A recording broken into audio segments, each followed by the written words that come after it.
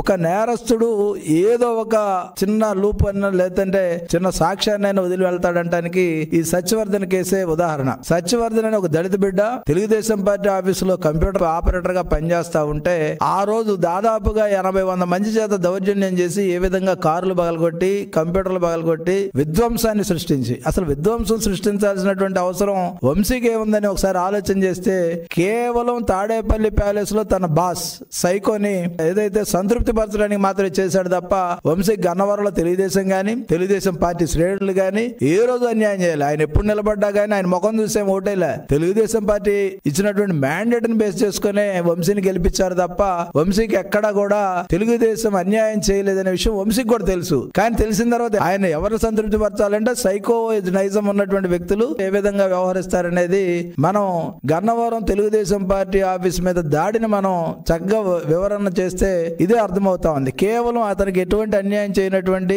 తల్లి లాంటి తెలుగుదేశం మీద ఆయన దాడి చేసి ఆ దాడిలో కేసులు పెట్టిన తర్వాత తప్పించుకోవడానికి అక్కడ కంప్యూటర్ ఆపరేటర్ గా ఉన్నటువంటి సత్యవర్ధన్ ఒక దళితుడు, ఏమి చేయలేని వాడు, అశక్తుడు, అలాంటి వ్యక్తిని కిడ్నాప్ చేసి బెదిరించి ఎస్సీ ఎస్టీ కోర్టు దగ్గరకు వచ్చి ఆ యొక్క విత్డ్రా చేసుకోవటం అంటే ఆ చిన్నది లాజిక్ ఎందుకు మిస్ అయ్యాడు వంశీ? ఎందుకంటే అతను నేర ప్రవృత్తి ఆయనకు అలవాటు, ఆయన పూర్తిగా తెలుసు ఏ విధంగా దీన్ని హ్యాండిల్ చేయాలనేది వంశీకి తెలిసినంత మిగతా వాళ్ళు ఎవరికి తెలియదు. కానీ దురదృష్టం ఏంటంటే వంశీ దురదృష్టం ఇదంతా కూడా మళ్ళీ తిరిగి మాకు తెలుస్తుంది, మేము తిరిగి సత్యవర్ధన్ మేము కాపాడుకుంటాం, ఆ కుటుంబం బయటకు వచ్చేస్తుంది అనే ఒక చిన్న ఇది లేకుండా పోయింది. ఎందుకంటే భారతదేశ స్వతంత్రం వచ్చిన తర్వాత అంబేద్కర్ గారు పెట్టిన భిక్ష వల్ల ఈరోజు సెక్షన్ 3 గాని రాజ్యాంగ ప్రొటెక్షన్ గాని దళితులు ఎంత అనాసక్తులైనా సరే, ఏ ఆధారం లేని వారైనా సరే, వాళ్ళ అమాయకులైనా సరే వాళ్ళకి రక్షణ కవచంగా ఉండేటటువంటి రాజ్యాంగం ఒకటి ఉంది.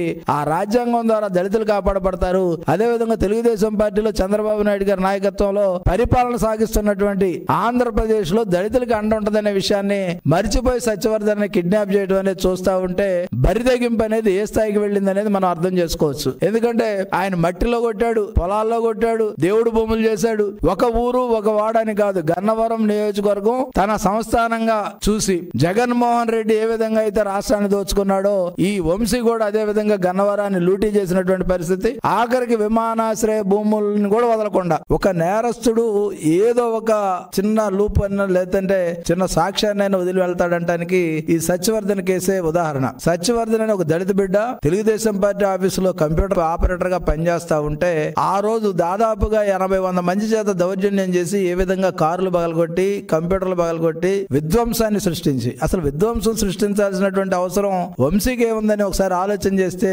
కేవలం తాడేపల్లి ప్యాలెస్ లో తన బాస్ సైకోని ఏదైతే సంతృప్తి పరచడానికి మాత్రమే చేశాడు తప్ప వంశీ గన్నవరంలో తెలుగుదేశం గాని తెలుగుదేశం పార్టీ శ్రేణులు గాని ఏ రోజు అన్యాయం చేయాలి. ఆయన ఎప్పుడు నిలబడ్డా గానీ ఆయన ముఖం చూసే ఓటేలే. తెలుగుదేశం పార్టీ ఇచ్చినటువంటి మ్యాండేట్ ని బేస్ చేసుకునే వంశీని గెలిపించారు తప్ప వంశీకి ఎక్కడా కూడా తెలుగుదేశం అన్యాయం చేయలేదనే విషయం వంశీకి కూడా తెలుసు. కానీ తెలిసిన తర్వాత ఆయన ఎవరు సంతృప్తి పరచాలంటే సైకో నైజం ఉన్నటువంటి వ్యక్తులు ఏ విధంగా వ్యవహరిస్తారనేది మనం గన్నవరం తెలుగుదేశం పార్టీ ఆఫీస్ మీద దాడిని మనం చక్కగా వివరణ చేస్తే ఇదే అర్థమవుతా ఉంది. కేవలం అతనికి ఎటువంటి అన్యాయం చేయనటువంటి తల్లి లాంటి తెలుగుదేశం మీద ఆయన దాడి చేసి ఆ దాడిలో కేసులు పెట్టిన తర్వాత తప్పించుకోవడానికి అక్కడ కంప్యూటర్ ఆపరేటర్ గా ఉన్నటువంటి సత్యవర్ధన్ ఒక దళితుడు, ఏమి చేయలేని వాడు, అశక్తుడు, అలాంటి వ్యక్తిని కిడ్నాప్ చేసి బెదిరించి ఎస్సీ ఎస్టీ కోర్టు దగ్గరకు వచ్చి ఆ యొక్క విత్డ్రా చేసుకోవటం అంటే ఆ చిన్నది లాజిక్ ఎందుకు మిస్ అయ్యాడు వంశీ? ఎందుకంటే అతను నేర ప్రవృత్తి ఆయనకు అలవాటు, ఆయన పూర్తిగా తెలుసు ఏ విధంగా దీన్ని హ్యాండిల్ చేయాలనేది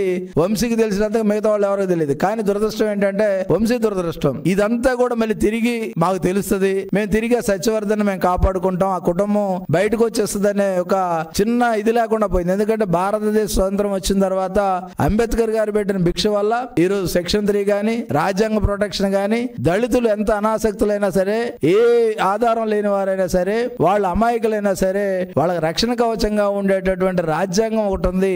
ఆ రాజ్యాంగం ద్వారా దళితులు కాపాడబడతారు. అదేవిధంగా తెలుగుదేశం పార్టీలో చంద్రబాబు నాయుడు గారి నాయకత్వంలో పరిపాలన సాగిస్తున్నటువంటి ఆంధ్రప్రదేశ్ లో దళితులకు అండ ఉంటదనే విషయాన్ని మర్చిపోయి సత్యవర్ధన్ కిడ్నాప్ చేయడం అనేది చూస్తా ఉంటే బరిదగింపు అనేది ఏ స్థాయికి వెళ్ళింది అనేది మనం అర్థం చేసుకోవచ్చు. ఎందుకంటే ఆయన మట్టిలో కొట్టాడు, పొలాల్లో కొట్టాడు, దేవుడు భూములు చేశాడు. ఒక ఊరు ఒక వాడని కాదు, గన్నవరం నియోజకవర్గం తన సంస్థానంగా చూసి జగన్మోహన్ రెడ్డి ఏ విధంగా అయితే రాష్ట్రాన్ని దోచుకున్నాడో ఈ వంశీ కూడా అదే విధంగా గన్నవరాన్ని బంగారాన్ని లూటీ చేసినటువంటి పరిస్థితి, ఆఖరికి విమానాశ్రయ భూములను కూడా వదలకుండా